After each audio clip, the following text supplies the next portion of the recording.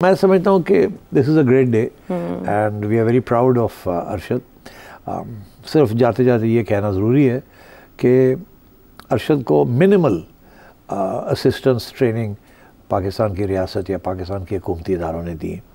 इसमें कोई शक नहीं है कि जब शहबाज शरीफ साहब चीफ मिनिस्टर से पंजाब के, तो उन्होंने कोई यूथ फेस्टिवल वगैरह किया जी 2012 में। हाँ 2012 तो तब ये इंट्रोड्यूस हुए तो ये फिर इसने मौका लिया और उसमें इंट्रोड्यूस हुए और आज शहबाज साहब सेलिब्रेट कर रहे हैं कि जनाब बड़ी विजन थी उनकी कि यूथ फेस्टिवल करवाया।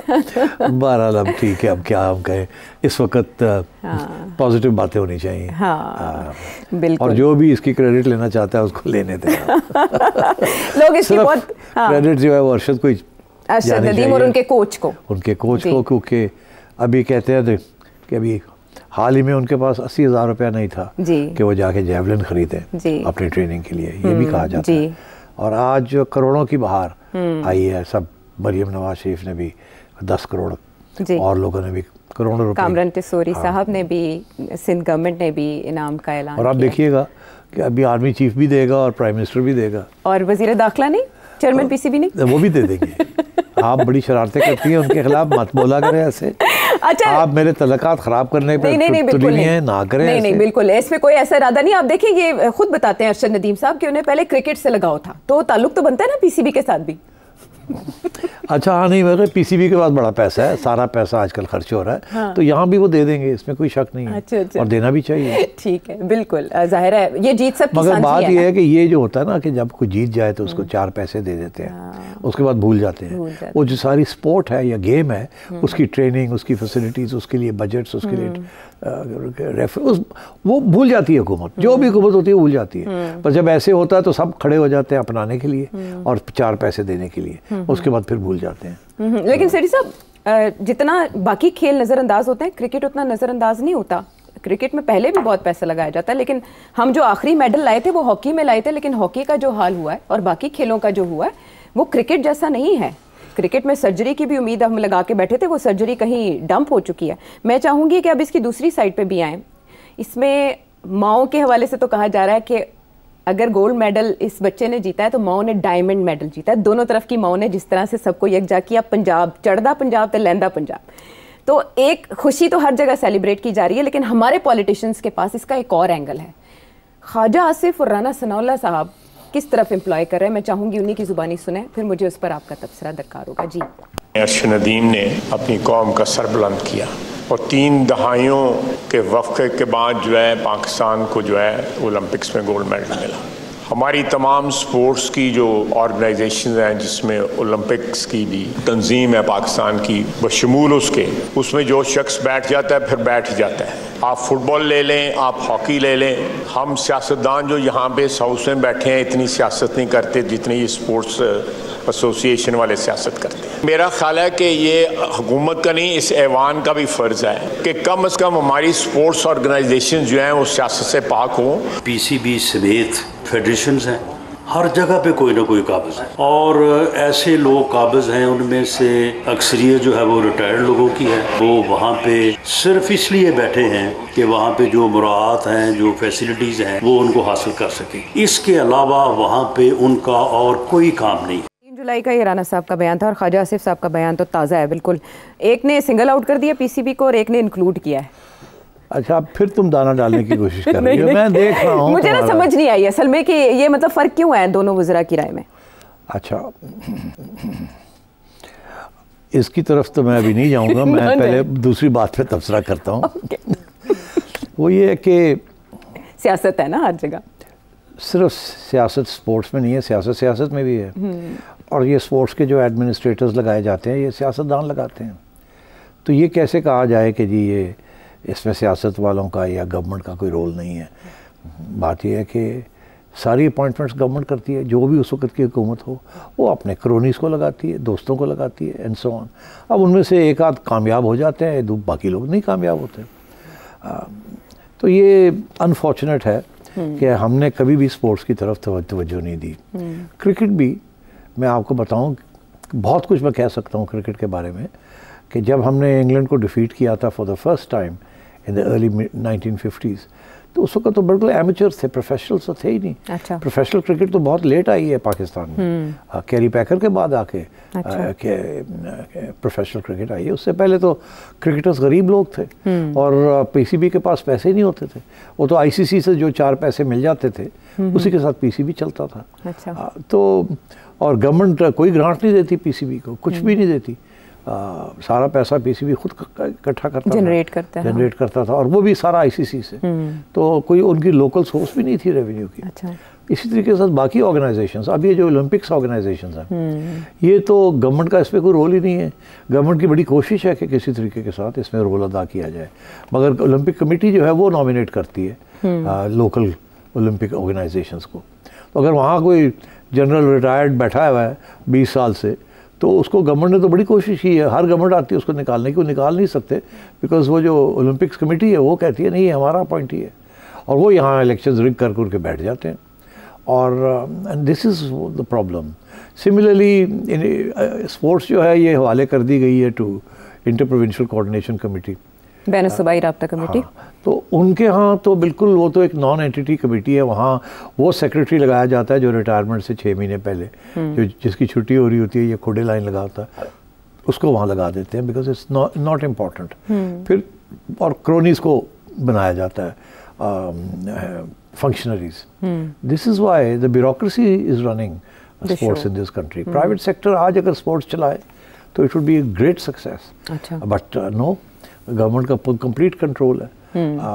इसके ऊपर बड़ी लंबी बात हो सकती है। गवर्नमेंट ये गवर्नमेंट नहीं, हर गवर्नमेंट जो आई है दे आर ऑल रिस्पॉन्सिबल कि ये जो मैस है स्पोर्ट्स। हॉकी भी उस ज़माने में जबकि हॉकी की सारी ट्रेनिंग ही फ़ौज करती थी, हमारी टीम ही सारी फ़ौज बनाती थी। पता नहीं आप लोगों को, मगर इट्स ट्रू। हमें तो पता क्रिकेट में आप ट्रेनिंग करते हैं। क्रिकेट में फ़ौज का इतना रोल नहीं था। अच्छा। मगर हॉकी में पाकिस्तान की फ़ौज का बहुत इंपॉर्टेंट रोल था। They were the main trainers of hockey players and everything else. बड़ी फ़ौज ने बड़ी सपोर्ट किया हॉकी को, इसीलिए। मगर फिर ये भी हुआ क्योंकि ब्यूरोक्रेसी है वो फ़ौज भी। तो वहाँ भी जो इनोवेशंस जो थे जो वो फिर नहीं आए। अच्छा। आपने आखिरी गोल्ड मेडल मेरा ख्याल है 1984 में जीता, मेक्सिको में, लॉस एंजलिस में जी। एंड आपने 3 गोल्ड मेडल्स हॉकी में जीते जी। उसके बाद 40 साल हो गए, ख्वाजा साहब कहते हैं 3 दिहाइयाँ नहीं 4 दिहाइयाँ से हमने कोई गोल्ड मेडल नहीं जीता था। तो अब जाके हमने जीता और अब हॉकी में हम फारग हो गए। मेरा ख्याल है आखिरी मेडल जो हमने जीता था 92 बार्सिलोना में ब्रॉन्ज मेडल जीता था। तो ये हमारे हॉकी का हाल है। स्क्वाश भी नंबर 1, कोई सपोर्ट नहीं मिली फ्रॉम गवर्नमेंट और फ्रॉम एनीथिंग एल्स। पूरी फैमिलीज जो थी जो स्क्वाश खेल रही थी, जहाँ खुद थे वो बेचारे वाइप आउट हो गए, the Khans of KP. And इसी तरीके के साथ हॉकी फारग होगी। फुटबॉल नेवर टुक ऑफ कोई सपोर्ट नहीं। हर जगह पे स्पोर्ट को सपोर्ट मिलती है रियासत से, बिकॉज जैसे मैंने शुरू किया आज का प्रोग्राम कि स्पोर्ट जो तालीम का जो हिस्सा है उसको स्पोर्ट्स को समझा जाता है कि ये तालीम का हिस्सा है, और एजुकेशन को जब रियासत प्रमोट करती है तो स्पोर्ट को करती है। अब क्रिकेट का हाल ये है कि एक ज़माने में जब हम स्कूल में थे तो क्रिकेट स्कूलों में होती थी, टूर्नामेंट्स होते थे। अच्छा। ठीक है। और अब स्कूल्स जो हैं वो ग्राउंडें ख़त्म होनी शुरू हो गई हैं स्कूलों के पास, सिवाय 2-3 बड़े स्कूल्स हैं जिनकी यहाँ ग्राउंडें होंगी। बिल्कुल। बाकी स्कूल्स में ग्राउंड्स ही नहीं है। वो जो ग्राउंड्स होती थी वहाँ उन्होंने बिल्डिंग्स बना दी हैं, बिकॉज बिजनेस इतनी बड़ी बढ़ गई है कि अब फीसें बढ़ा दी हैं, कारोबार बन गया है स्कूलिंग एंड सो ऑन। तो अनफॉर्चुनेटली स्कूल्स में क्रिकेट होनी भी ख़त्म हो गई है। इसीलिए अगर आप इंडिया और पाकिस्तान के क्रिकेटर्स की मैं बात कर रहा हूँ, या हॉकी प्लेयर्स भी आप ले लें जी, उनके जो स्पोर्ट्समैन हैं वो हर एट पार पाकिस्तानी स्पोर्ट्समैन से दुगना या तिगना ज़्यादा तालीम याफ्ता है। हमारे यहाँ इस वक्त जो क्रिकेटर्स हैं या जो फुटबॉलर्स हैं, they're all from the streets, self made, कोई फैसिलिटीज़ नहीं। जाते जाते मैं सिर्फ ये कह दूँ कि जब मैं नया चेयरमैन बना पीसीबी का अबाउट 10 years ago, तो उस वक्त सबसे पहले मुझे ये पता चला कि जो हमारी अंडर 16 की जो टीम्स हैं उनके पास किट्स भी नहीं है। अच्छा। और वो भी पीसीबी एक्सपेक्ट करता है कि आप अपनी जूतियाँ लेके आएंगे, आप अपने कपड़े पहनेंगे एंड सो ऑन। तो पता लगा कि जो लड़के आके खेलते हैं 13 साल के 14 साल के टूर्नामेंट्स के अंदर, या जिनको टेस्ट के लिए बुलाया जाता है, कईयों के पास जूतियाँ नहीं होती। अच्छा। और किट नहीं होती।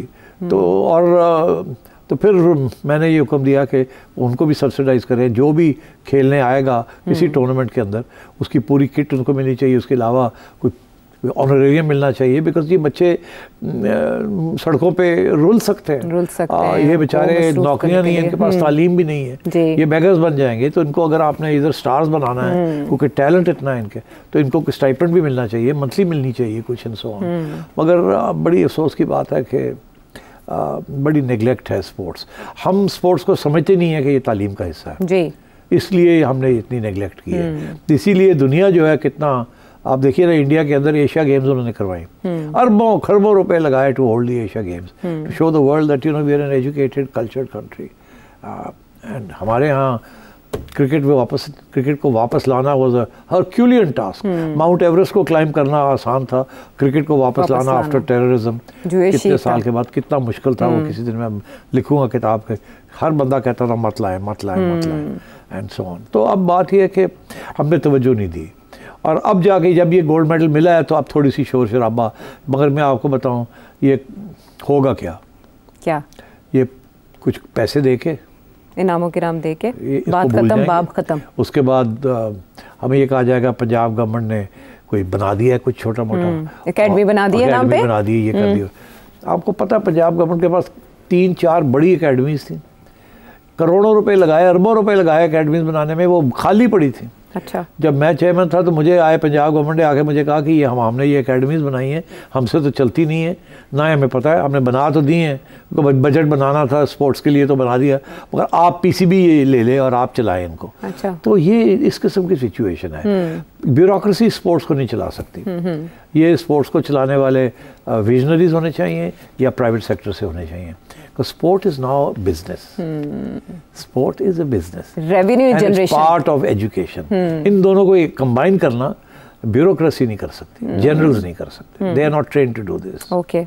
Then तो ये गवर्नमेंट का काम है, करिकुलर और एक्स्ट्रा करिकुलर एक्टिविटीज इनको कंबाइन करना, कंपल्सरी करना, ग्राउंड्स मुहैया करनी, फंडिंग देनी, ये सारी चीजें is part of the job of the government. चले, मगर गवर्नमेंट इस हद तक, इससे ये कि अपॉइंटमेंट्स भी करनी शुरू कर दे अपने चहेतों को और अपने सिफारशियों को, दैट इज रॉन्ग। वहाँ it should be merit and professionalism, ठीक, मगर facilities should be provided by the state और बाय द गवर्नमेंट। चलें, ठीक है। फिलहाल इस कामयाबी पर मुबारकबाद देते हैं आपको कि उन्होंने अपने इलाके को और पूरे मुल्क को ऐसी खुशी दी जिसको कुछ अर्सा तक तो सेलिब्रेट करके बाकी गम भुलाए जा सकते हैं। तो बाकी खेलों का क्या हाल किस वजह से है ये आपने जाना। हम वापस आते हैं ब्रेक के बाद।